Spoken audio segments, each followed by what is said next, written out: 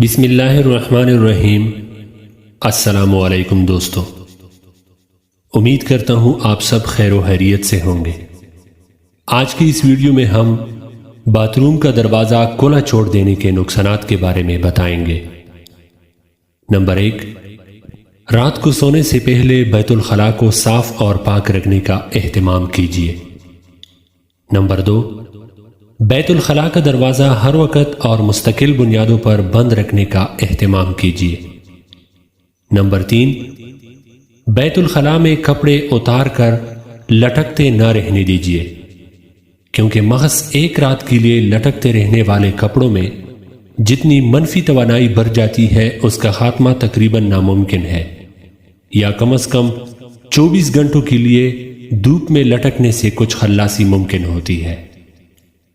Number 4، بیت الخلاء میں کبھی بھی عطورات نہ رکھیے اور نہ ہی اس میں خوشبو وغیرہ کا استعمال کیجیے۔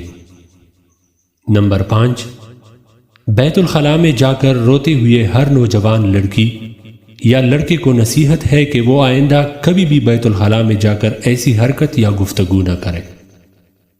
نمبر 6، بیت الخلاء میں جا کر رونا آپ کی طرف سے شیاطین کو کھلی دعوت ہوتی ہے کہ آپ کے جسم میں داخل ہو جائے یا آپ کے جسم کو پکڑ میں لے لے۔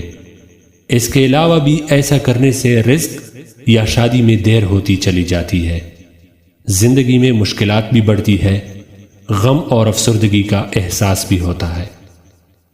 نمبر 7، ہر تیسرے دن اپنے گھر کے دروازے اور کھڑکیاں کھولیں اور گھر میں سورہ بقرہ کی تلاوت یعنی ریکارڈنگ میں چلائے۔ آپ کو اور آپ کے گھر والوں میں نفسیاتی بہتری آئے گی۔